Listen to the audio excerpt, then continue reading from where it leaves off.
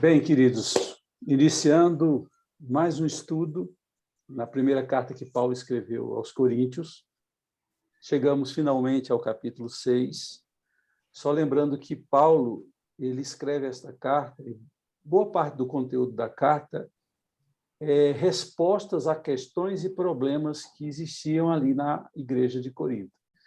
E quando a gente lê a carta, a gente tem uma defasagem. Eu me refiro ao quê? Eu me refiro ao fato de que a gente só ouve uma parte, a gente não presencia o problema, a gente não leu a carta que os coríntios mandaram, retratando detalhadamente o problema. A gente vai supondo a natureza e a profundidade do problema ou da situação pelo que a gente lê, nas palavras que Paulo usa, nas ironias que ele faz, como ele aborda o problema, como ele soluciona o problema. A gente vai tendo que fazer aquele malabarismo, né? Na aula passada, a gente tentou entender o que é entregar a Satanás para que o corpo seja destruído e a alma seja salva no dia da vinda do Senhor. Você vê que é um texto difícil, por quê? Porque a gente pega apenas o que Paulo escreveu, a gente não está do outro lado para entender o todo. Mas a gente vai tentando, é assim mesmo. E vai chegando a algumas conclusões que são importantes para a compreensão do teor bíblico e da aplicação prática daquilo que Paulo ensina nas suas cartas. Aí nós chegamos no capítulo 6, também é um assunto que hoje em dia é difícil de atrelar ao que Paulo diz com o que se vivencia hoje. Eu creio que é importante o resgate e o retorno ao ensino bíblico. E nós vamos, de alguma forma, aqui deixar isso mais claro à medida que formos expondo o capítulo 6. Qual é o problema? O problema no capítulo 6 é que Paulo diz que alguns irmãos fazem queixa de outro irmão perante os tribunais ali da cidade de Corinto. E Paulo, então, vai dizer que essa atitude é uma atitude que não condiz com aqueles que vão julgar o mundo e que vão julgar a anjos caídos. Como é que vocês, que participarão do juízo final, sentados ao lado de Deus e de Jesus, ou seja, vocês farão parte como julgadores, como vocês não são competentes para tratar essas questões internas entre vocês, por que levar a um juízo fora dos muros da igreja ou das paredes da igreja? É essa questão que Paulo vai levantar. Então, a gente tem um problema. E qual o problema? Não é tão difícil de se identificar esse problema. Um irmão se achou prejudicado. Tudo indica que materialmente, quando você lê de 1 a 11, vai ficar claro que o prejuízo, a demanda, tinha um fundo financeiro material. Então, quais seriam as possíveis causas desses litígios? Eu levantei 3 hipóteses, a gente não tem essa natureza muito clara e muito apontada por Paulo como questão principal. Então, uma possibilidade é a herança, né? Poderiam ser 2 irmãos ou familiares que estão brigando pelo direito de ter um bem, um recurso, por conta de um falecimento de um pai, de uma mãe, ou coisa parecida. E você sabe que a herança é um dos motivos que causam muitos conflitos entre familiares, entre irmãos, e não só naquela época, como hoje também. Essa é a primeira hipótese que a gente levanta. A segunda poderia ser um empréstimo. Um irmão que levantou um empréstimo ao outro e não pagou, deu o cano e age como se não devesse nada. O ofendido, tudo indica, que foi a juízo público e querendo reaver aquilo que havia emprestado e os possíveis danos do empréstimo feito. Uma outra hipótese é de uma sociedade. Eles trabalhavam juntos e, de alguma forma, aconteceu algo. Um recebeu um dinheiro, não passou, ou então deu um cano. A gente não sabe. O que a gente sabe é que 2 irmãos da mesma igreja, que tinham relacionamentos também comerciais, financeiros ou de herança, o que quer que seja, romperam por causa de um não saudar ou não corresponder com a sua postura ideal. E o problema agrava, não há menção alguma de que eles procuraram a igreja para resolver. Imediatamente, um destes recorreu ao poder judiciário. E você tem que lembrar que nós estamos aí na época do Império Romano, que dominava Corinto. A cidade de Corinto era uma cidade colônia principal, onde ficavam os magistrados, sobretudo os romanos. E tanto os gregos quanto o romano, eles priorizavam muito o juízo apropriado, a busca por justiça. E todos sabem que os romanos são conhecidos até hoje pelo direito romano. Você, quando leu Atos, você descobriu que Paulo apelou a César quando se achou injustiçado. Vocês lembram que Paulo tinha um título de cidadão romano, e esse título de cidadão romano dava a ele direito de ser julgado nas instâncias competentes e até mesmo de apelar para o imperador para ser julgado pelo imperador, coisa que de fato aconteceu quando Paulo foi levado para Roma, ali no final de Atos, a partir do capítulo 26, 27, que tem um naufrágio, e ao final, Atos termina Paulo em Roma, esperando por anos, parece que ele esperou 2 anos para ser julgado por César, pelo imperador do momento. Tudo indica que ele é solto, e depois de alguns anos ele é preso novamente, e aí que acontece o martírio de Paulo em Roma. Mas eu estou falando isso para mostrar como era comum o recurso de apelar a um juízo, a um tribunal. E eu fiz aqui um apanhado muito interessante, né? Os gregos e os romanos, eles copiavam-se entre si, né? A cultura helênica, a cultura romana, a cultura grega, foi praticamente toda ela copiada pelos romanos. E quando se fala de um tribunal, eles eram abertos. Era praticamente uma praça, um reduto com uma cobertura, mas sem paredes, era aberta a ideia de transparência, qualquer pessoa poderia participar da audiência, qualquer pessoa poderia estar ali assistindo. Então, era um ambiente aberto, aberto ao público. Segunda coisa interessante que eu apanhei é que, anualmente, 2 juízes por cidade eram eleitos, ou melhor, eram escolhidos, e aí vem o que acontece até hoje no Brasil. Pessoas poderosas, ricas, amigas do poder, normalmente eram escolhidos para fazer parte deste tribunal, desse juízo, e eles faziam isso recebendo salário, e principalmente a prática do suborno, a prática da corrupção era muito comum entre eles. E esses homens que ocupavam o posto de juízes, eram 2 por cidades, o titular e o suplente, eles eram afamados por cobrar subornos, né? Subornar as pessoas. Também, como hoje existe, havia a possibilidade de mediação, que poderia ser feita por qualquer pessoa mais experiente, isenta, fora do problema, e ser homologada na justiça na época do Império Romano. Então, a própria lei romana criava esse escape para que nem tudo acabasse na vala comum de ser tratado friamente pelo poder judiciário. E Paulo, ele inicia a carta dele falando surpreso e até mesmo indignado com a atitude desses irmãos que poderiam ter tratado as coisas dentro da igreja, através da mediação, por meio de algum irmão experiente, mas não. Eles clamaram o apoio a um poder externo, e Paulo vai censurar isso. Ele vai, na sua indignação, fazer a pergunta: como vocês ousam, têm a coragem de ir a um juízo externo? E aí eu vou ter que trazer algo aqui para não criar confusão.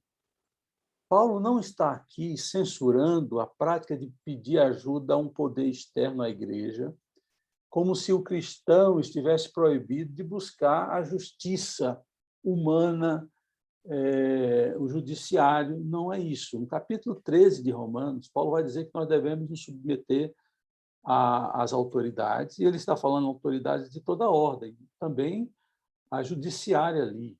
Ele diz que as autoridades trazem a espada, no sentido de julgar as causas, de aplicar a lei. Então, Paulo não está caindo em contradição. Paulo está dizendo claramente que existem coisas que devem ser levadas ao juízo comum, coisas extremas, e há coisas pequenas que é sinal de maturidade, até mesmo de expressão do cristianismo, tratar entre irmãos, tratar entre aqueles da mesma fé, coisa que eles não estavam fazendo. Então, era uma questão pequena, era uma questão financeira, por mais que a gente não saiba o montante, a causa, mas é uma coisa que os anciãos, os sábios da igreja, as pessoas mais experientes, poderiam ajudar, intermediar essa questão para que duas pessoas de dentro da igreja que falam do amor de Deus, que falam da graça que deve haver entre eles, são hostis e odiosos um com o outro e levam isso para fora da igreja, enquanto que eles poderiam tratar isso internamente. É isso que Paulo está indignado. Não é de que a gente seja impossibilitado de levar as causas, principalmente entre irmãos, antes de levar para um juízo, tentar tratar na igreja. Daqui a pouco eu vou mostrar porque que Paulo fundamenta e até mesmo fica indignado pelo fato de eles levarem isso a ímpios. Paulo chega a dizer isso. Olha o que diz aqui o versículo 1. Se algum de vocês tem queixa contra outro irmão, como ousa apresentar a causa para ser julgada por ímpios? Paulo tinha uma percepção, não era só uma questão do poder judiciário externo, eram ímpios, pessoas que não conheciam Deus, o amor, a graça, que não conheciam perdão, que não entendiam bem a reconciliação que Deus propôs ao homem. Como é que vocês procuram que pessoas que são ímpias, que não têm uma obra interna que Deus fez no coração, que são pessoas que têm sensatez, e vocês vão procurar juízes como estes aí, que são corruptos, tendenciosos, para julgar a causa de vocês? Vocês estão procurando ímpios. E aí eu botei dois termos que Paulo usa como contraste, né? Procurar ímpios, ou seja, procurar aqueles que vão julgar fora da igreja, e ele chama os que poderiam estar julgando a causa daqueles irmãos de santos. Tanto é que ele vai falar no final do versículo 1, levar a ímpios, em vez de levá-la aos santos. Mais uma vez, eu já falei isso no começo do nosso estudo sobre Corinto, e eu disse que a palavra santo, hagios, no grego, ela não tem a conotação de perfeição que a Igreja Católica Romana abraçou, né? Quem é santo? É alguém perfeito. Nós que somos protestantes, a gente entende que santo é aquele que recebeu, que foi separado por Deus, que recebeu graça de Deus, que não merecia, mas Deus o separou para si. E esse ato de ser separado por Deus nos faz ser santos a Ele. Ele nos separou agora, nós não somos mais condenados, nós não somos mais rejeitados, nós somos dele por causa de Jesus. Então, isso é fundamental de se entender. Não tem um caráter moral envolvido, o que tem é um caráter ativo de Deus e passivo da nossa parte. Nós somos santificados por Deus porque somos dele. E esses que são de Deus recebem orientações do Espírito Santo. O ímpio não recebe orientação do Espírito Santo, porque as coisas do Espírito são loucura. Estudamos isso também. Por isso que Paulo ele diz, como vocês ousam de levar ímpios e não a santos, não pessoas experimentadas em Deus, em comunhão com Deus? E Paulo ele fundamenta a proibição de não procurar auxílio no juízo comum, e sim no juízo espiritual, por dois motivos. Mas antes de falar disso, eu esqueci de colocar duas coisas. Por exemplo, os judeus, melhor dizendo, eles tinham instâncias internas nas suas comunidades para ajudar, para julgar questões, para não levar a público as questões internas. Eles levavam ao pé da letra a ideia de que roupa suja a gente lava em casa. Isso é muito importante, porque às vezes eu vejo isso muito entre casais, né? Um expõe ao outro e depois o que é que acontece? Eles se reconciliam e a quem eles pediram ajuda vão ficar assim, mas como é que estão aí agora bem, um dia desse ir embora e separar? Porque tem coisas que tem como a gente se ajustar internamente. Um sócios de uma empresa, tem como a gente se ajustar.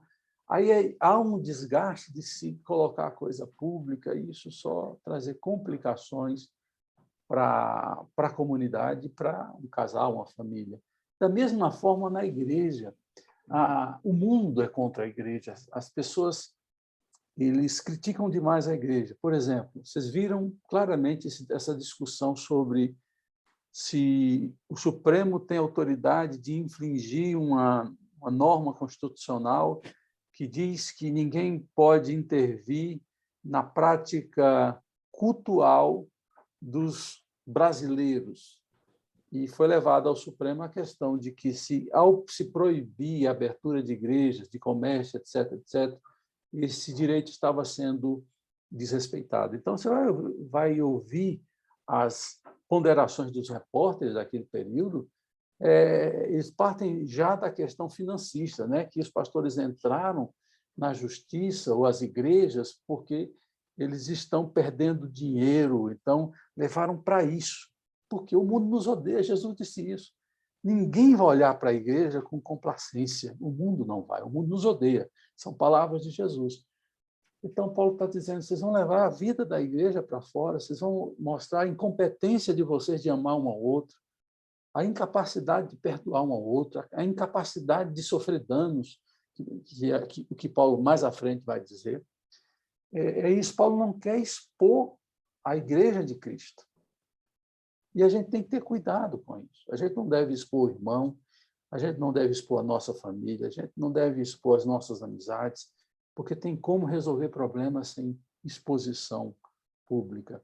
E Paulo fundamenta essa orientação de não levar as coisas de casa para fora, baseado em dois princípios fundamentais. Primeiro, os crentes julgarão o mundo.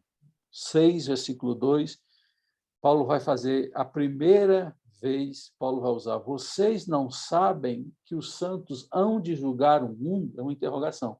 Paulo esperava que eles soubessem, e de fato eles sabiam.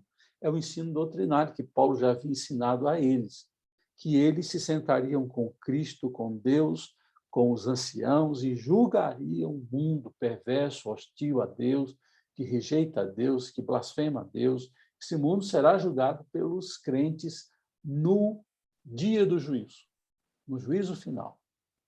E Paulo vai dizer no versículo 3 aqui também, que além de julgar o mundo, as pessoas, eles vão julgar os seres espirituais caídos, os Satanás e todo o seu bando. Quando ele diz, versículo de... Apesar de eu não estar... Eu estou no versículo, capítulo 5. Vocês não sabem que haveremos de julgar os anjos? Uma nítida referência aos demônios. Vocês sabem disso, né? Que Deus não criou anjos e demônios. Deus criou todos os anjos. E um terço dos anjos em uma rebelião em que Lúcifer, que é anjo de luz, ele quis ser maior do que Deus e ele foi expulso do céu, caindo para a terra, um terço dos anjos de Deus. Então, quando fala anjos aqui, ele está se referindo a anjos caídos, anjos que perderam o seu estado original e que agora são espíritos malignos, que são demônios, que atormentam as pessoas. Basta ler as histórias dos evangelhos, Jesus confrontando e vencendo esses demônios. Basta ler a Bíblia e ver o que eles fazem, né? A malignidade por trás desses espíritos. Eles também prestarão contas a Deus no dia do juízo. E nós nos sentaremos como parte do jurado, aliás, parte daqueles que julgarão. E Paulo diz, vocês sabem disso e não são capazes de gerenciar as pequenas causas entre vocês? E ele vai usar por 3 vezes, até o versículo 11, o termo, vocês não sabem? Nitidamente uma forma de dar aquela cutucada. Por que então vocês estão fazendo isso? Porque vocês não consideram o fato de que vocês serão juízes e não são capazes de resolver essas questões maiores, menores aí dentro?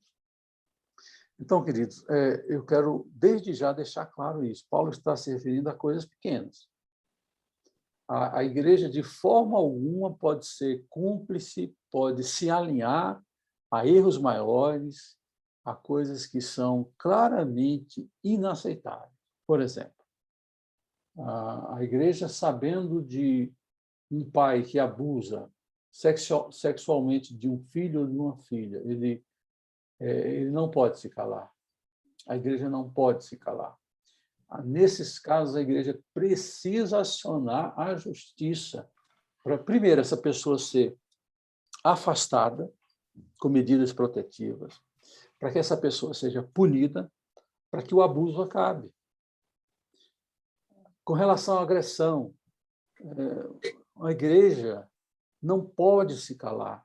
E até mesmo um membro de uma família que é agredido por um cônjuge, e agressões são rotineiras e graves e contundentes, não pode se calar, você pode buscar. Por isso que existe a lei Maria da Penha e outras leis. Ou seja, não é isso que está em jogo, não levar à justiça. São coisas pequenas, são coisas irrelevantes, que eles, como crentes que julgarão o mundo e os demônios, não poderiam estar fazendo.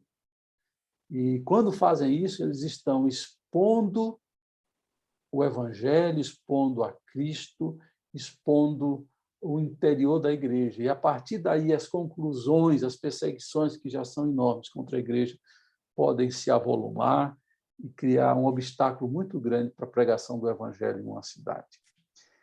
Então, se eles não sabiam, Paulo pergunta, Paulo está dizendo, será que vocês esqueceram? E tem 3 coisas que a gente não pode esquecer. Porque quando a gente esquece, há o perigo de esquecer quem é Deus, que é justo juiz, esquecer quem somos em Cristo e, sobretudo, da missão dada por Deus a nós.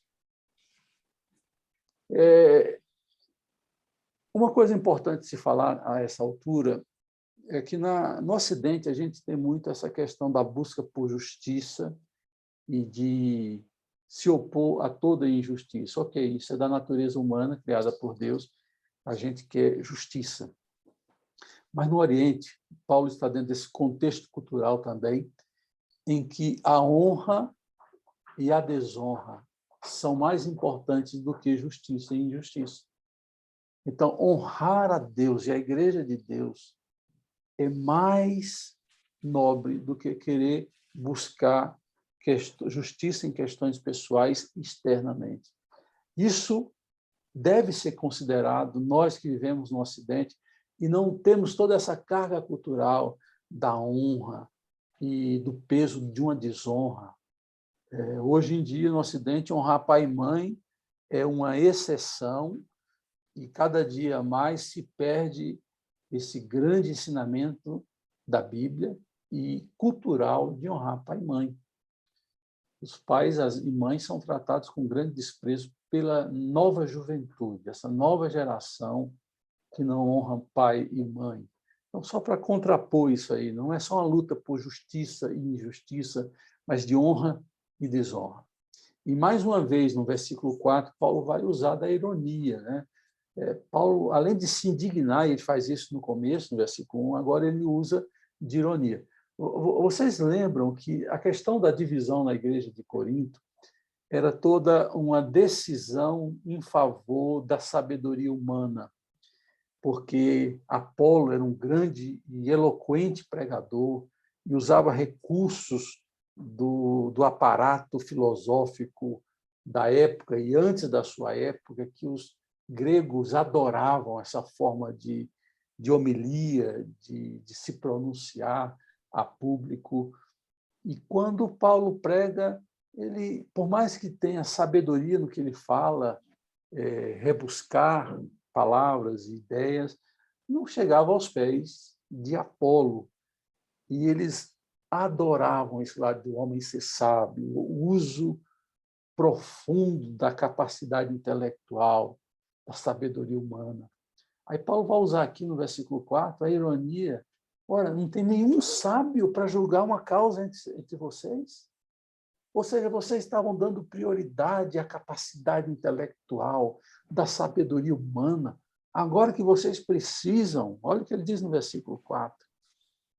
Portanto, se vocês têm questões relativas às coisas desta vida, designem para juízes os que são da igreja, mesmo que sejam menos importantes. Digo isso para envergonhá-los. Acaso não há entre vocês alguém suficiente sábio para julgar uma causa entre irmãos? Aí Paulo foi fundo. É uma contradição o privilegiar a capacidade intelectual e criar partidos dos sábios entendidos, e quando devem ser sábios na prática, reconciliar irmãos, ser uma base de reconciliação entre irmãos, vocês não são. E Paulo, ainda no versículo de número 4, ele coloca que pessoas simples poderiam estar julgando, não é porque são importantes como aqueles que eram escolhidos para ser juízes na cidade de Corinto, corruptos, ímpios. Paulo está dizendo assim, olha o versículo 4, eu achei muito interessante essa abordagem. Portanto, se vocês têm questões relativas às coisas desta vida, designem para juízes os que são da igreja, mesmo que sejam os menos importantes. Não é uma questão de influência social, é de sabedoria espiritual. Não é de poder econômico ou poder monetário, é uma questão de poder espiritual para poder trazer a razoabilidade entre os irmãos. E, de alguma forma, eu consigo ver 3 razões, 3 motivos para não se levar coisas pequenas aos tribunais. Primeiro, eles dariam um péssimo testemunho aos de fora da igreja. Olha, esses não são aqueles que dizem que amam como Jesus amou, que devem perdoar 70 vezes 7 aqueles que cometem pecado a eles. Por que eles estão trazendo essas causas? Então, é uma falta de testemunho que estava patente ao levar para um tribunal. Segundo, todos estariam perdendo, e principalmente o evangelho de Cristo. E Paulo vai dizer que o fato deles levarem as coisas para fora da igreja já seria uma perda enorme. Já seria algo vergonhoso para os que estão ali na igreja. Ou seja, ninguém ganha. Eu estava aqui tentando achar o versículo. Ninguém ganha. A ideia é que um ganha e o outro perde quando o juiz sentencia. Paulo está dizendo, nesses casos, quando vocês vão buscar ajuda de um tribunal de descrentes, no final, a igreja perde, todos perdem, porque o evangelho, a igreja é exposta de uma forma muito triste e muito decepcionante. E terceira razão para não se levar a um tribunal é que, quando a gente faz isso, a gente não vai vivenciar a nova posição em Cristo. Qual é a minha nova posição em Cristo? Que eu, além de filho, eu sou juiz, eu estou sendo preparado para participar do juízo final, não como alguém que vai ser julgado, porque não há nenhuma condenação sobre nós, mas para ser juízes. Então, Paulo está dizendo, vocês teriam que estar fazendo isso agora. Vocês estão perdendo essa bênção de poder assumir essa nova posição que vocês têm em Cristo. E aí Paulo vai propor algo que nós não estamos tão dispostos a passar e a absorver, tal do dano e até mesmo a injustiça. A gente luta pela justiça, por não perder o nosso direito. O direito é muito importante, mas há situações em que a igreja será exposta que é importante evitar o dano. para a igreja e até mesmo sofreu dano. O ensino de Paulo é claro, e eu vou ler com vocês. Se você ler comigo aí, no versículo número 6 em diante, mas, ao invés disso, um irmão vai ao tribunal contra outro irmão, e isso diante de descrentes. Paulo havia chamado esses de injustos. Agora ele fala que eles são descrentes. O fato de haver litígio entre vocês já significa uma completa derrota, ou seja, uma perda, porque se esperaria de uma comunidade que ama, que se aceita, que vive uma vida em comum, que as questões fossem amenizadas, essas questões terrenas. Paulo vai dizer, essas questões são terrenas, não tem nobreza comparadas às questões celestiais. Então, já é uma derrota para você. Ninguém ganha, aquilo que eu falava há pouco. Por que não preferem sofrer a injustiça? Essa é a pergunta que Paulo faz. Meus irmãos, esse é um caminho também. Quando a gente senta com alguém e tenta trazer o meio termo, uma mediação, de alguma forma você não vai levar tudo que você tem direito. A mediação é para mediar um acordo, e nesse acordo, nenhum nem outro recebe tudo que ele pensava ter direito. E pense comigo, o que é o perdão, meu irmão? O perdão é perdoar uma dívida, é você sofrer, teoricamente, um dano. Quando Jesus ensina, perdoe as nossas dívidas, note bem, os nossos sentimentos com relação ao que se fez contra nós é equiparado a dívidas. Tem talvez um peso maior do que uma dívida financeira. Quando alguém erra contra nós, peca contra nós, nos prejudica, nós tratamos isso como uma dívida espiritual e emocional. Isso é pior do que uma dívida financeira. E quando você perdoa alguém que te fez algum mal, o que você está fazendo de alguma forma? Abrindo mão do seu direito, sofrendo um dano e até mesmo assumindo ser injustiçado por uma causa maior, por um perdão, por uma reconciliação, entendendo que você perde algo financeiro, algo emocional, mas ganha lá na frente aquele irmão que você havia perdido. Então, não é uma questão de uma injustiça pontual, mas é do ganho de uma relação, de um relacionamento restaurado. São coisas que têm valores maiores do que aquilo que a gente perde. E Paulo, quando faz essa proposta de sofrer o dano, de sofrer a injustiça, Paulo ele não está criando coisa nova, não. Paulo, de alguma forma, está reproduzindo o ensino de Jesus. Abra, por favor, leia comigo. Mateus 5, versículo 40. Mateus 5, versículo 40. Jesus vai ensinar algo similar, ou melhor, Paulo ensina algo similar ao que Jesus ensinou quando, no Sermão da Montanha, falou para os seus discípulos. 5:40, Mateus 5, versículo 40. E se alguém quiser processá-lo e tirar-lhe a túnica, deixe que leve também a capa. Mas olha, ele não está aí, não. Se alguém o forçar a caminhar com ele 1 milha, vá com ele 2. Você percebeu aqui que é de Jesus isso? E quando Jesus fala de túnica e capa, é importante perceber o seguinte: pense no sistema agropastoril, em que as pessoas, para cuidar de ovelhas, tem alguém com áudio aberto aí, viu, pessoal? Vê aí quem está com áudio aberto, fecha aí, por favor. Nesse sistema agropastoril, que você tem que cuidar das ovelhas no campo e lá durante a noite a coisa complica, porque nós estamos falando em clima de deserto. Clima de deserto faz aquele calor insuportável de dia e um frio insuportável à noite. A capa era uma parte da vestimenta do israelita, daqueles que moravam na região que hoje é chamado de Israel, né? Porque essa pessoa usaria a capa para a noite se agasalhar do frio da noite. E Jesus diz assim, olha, se alguém, você deve a alguma pessoa, e ela diz, olha, ele não tem nada, então me dá a sua túnica, que é uma parte intermediária que também protege do frio, mas não é com uma capa.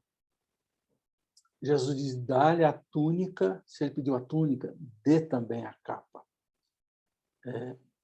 Isso é muito profundo. Jesus está dizendo, não se apegue a coisas que não têm importância. E aí eu quero dar um outro ponto aqui para a gente repensar. Não é abrir mão e ficar ali ressentido no coração. A grandeza do abrir mão é abrir mão também com o coração. Fica aí com tudo. Eu não vou deixar o meu coração ficar sofrendo porque eu abri mão do meu direito, porque eu fui injustiçado e estou sofrendo o dano. É uma capacidade madura, superior, de dizer assim, para não evangelizar Cristo nem seu evangelho, para não criar briga e não sofrer mais, deixe que a pessoa fique com tudo. E isso revela a verdadeira fé maturando nos corações, sendo vivenciado. Porque uma coisa é você dizer que tem uma fé, outra coisa é você viver a fé. Aquele corinho conhecido, né? Corinho é uma forma antiga de falar, aquela música conhecida, né? Que a gente canta até fechando os olhos, eu brinco muito com isso. Que se a gente refletisse no que a gente canta, a gente não cantaria o que a gente canta. E eu me lembro daquela música, né? Que a gente canta com os olhinhos fechados, levantando as mãos. Toda vez que a minha fé é provada, tu me dás a chance de crescer um pouco mais. Isso é na música.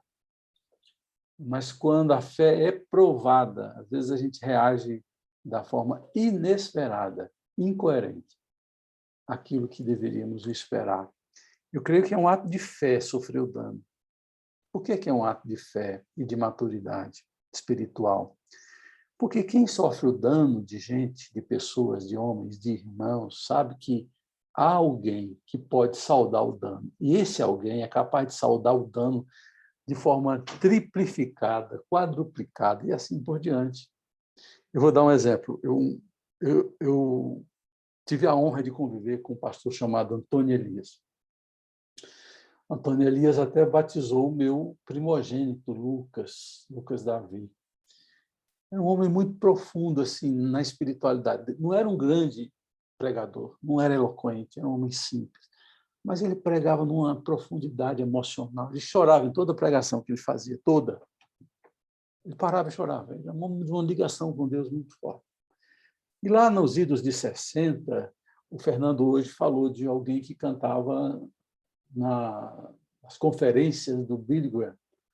E o Billy Graham, como é conhecido aqui no Brasil, ele fazia congressos para pastores, muitos, havia mais de 3.000 pastores no mundo inteiro, convidados e bancados pelo Billy Graham. Por isso que era feita uma seleção de cada país. Em uma ocasião, esse pastor, Antônio Elias, foi... Aliás, a denominação precisava selecionar um grupo de pessoas para ir para esse congresso do Billy Graham. E ele, injustamente, foi colocado de fora. O nome dele foi dado como preferência, mas alguém que estava fazendo a seleção achou por bem deixar o reverendo Antônio Elias de fora. E ele disse, filho, o que é que eu vou fazer? Não querem que eu vá, então não vou. Então ele encarou com profunda humildade, que era um traço do reverendo Antônio Elias.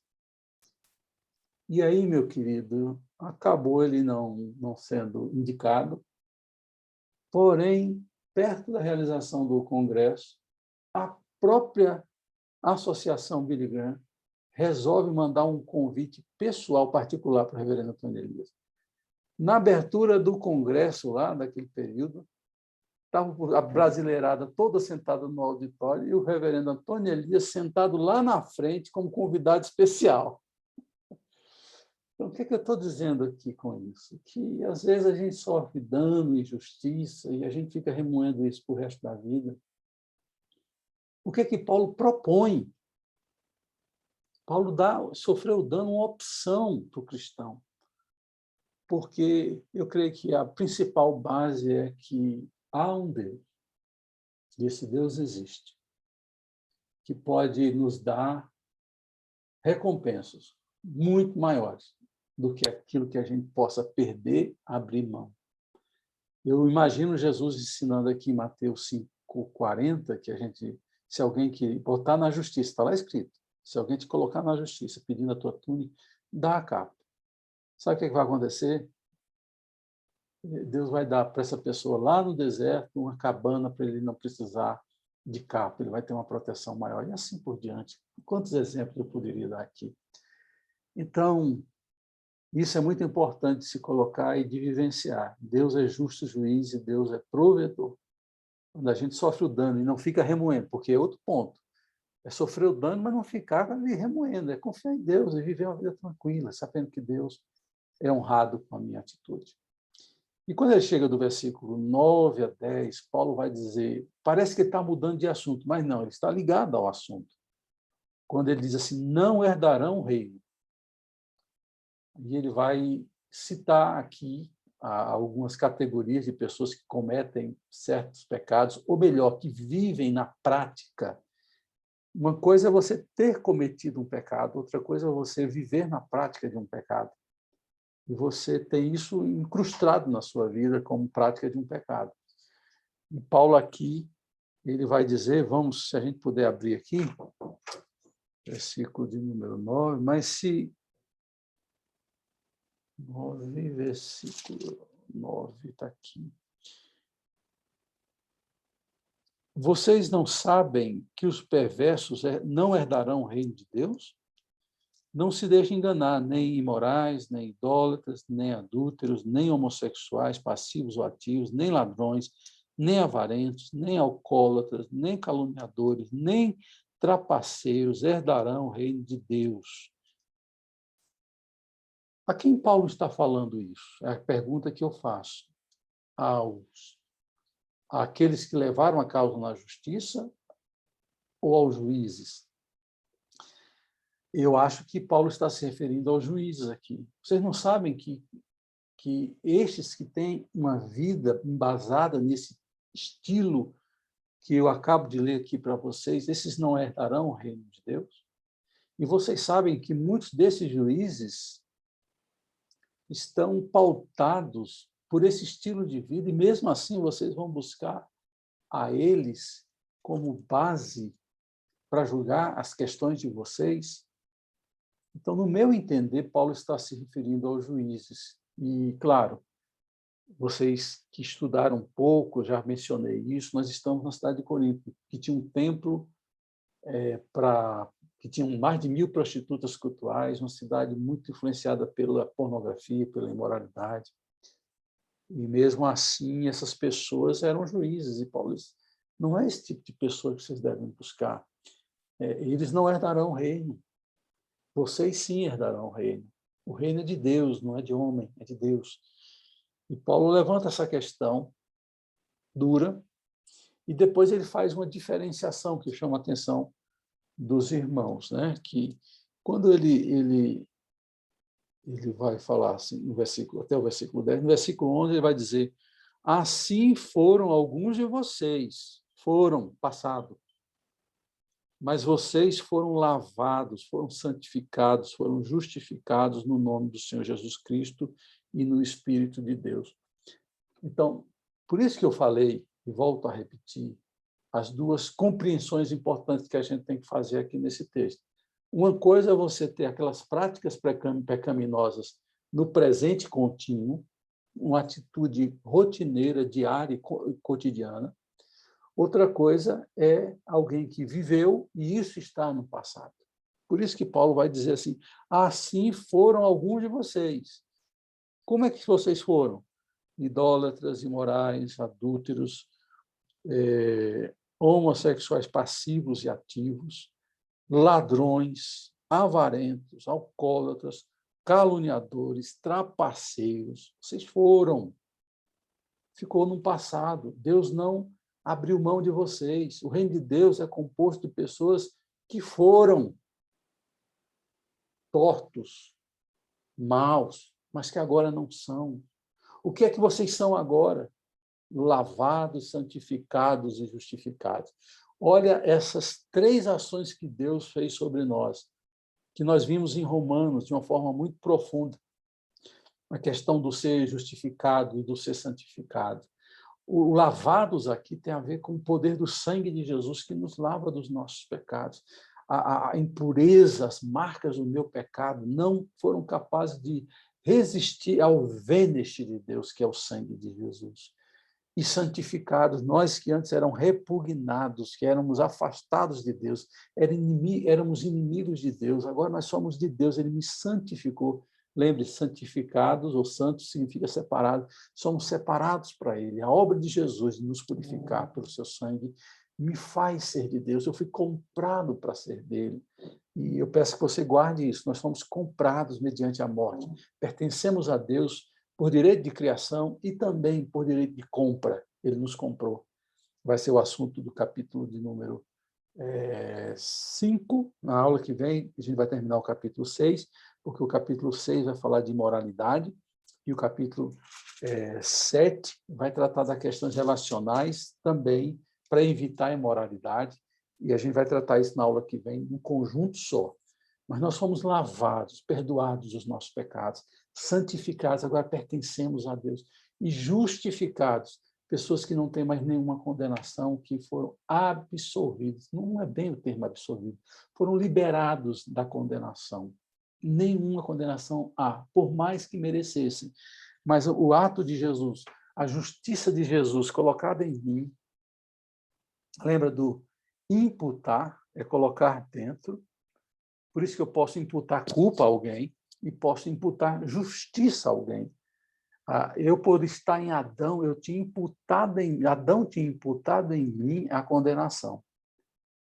Por estar agora em Jesus, Jesus imputou em mim a justiça dele. Que justiça é essa de Jesus? De não ter cometido pecado algum, de ter pago a minha dívida na cruz do Calvário. E isso foi imputado a mim. Deus, quando olha para mim, Deus não me olha mais como um pecador, mas sim como alguém que recebeu a justiça de Cristo. E ao receber a justiça de Cristo, eu sou tratado como Cristo é tratado. Isso é ser justificado. E Paulo termina trazendo essas 3 verdades profundas que nós fomos alvos, quando nós somos perdoados. Agora, quando a gente vive numa prática de pecado, a gente ainda não foi nem lavado, nem santificado, nem justificado. E nem sequer temos direito de reivindicar para fazer parte do reino de Deus. É isso que eu tinha para vocês hoje. E quero abrir para perguntas e contribuições dos irmãos.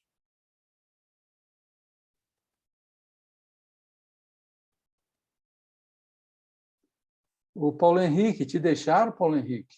Você também não foi? Não fui, pastor, não fui. Eu comecei a estagiar e agora não tem como. Foi bem na semana. Eita, e você não podia perder esse emprego, eu já vi essa história. De jeito nenhum, e glória a Deus por isso. Amém, amém. Alguém quer fazer alguma pergunta? Acho que pode desligar a gravação, né, pastor? Pode sim. Ué, Tiago está aqui também?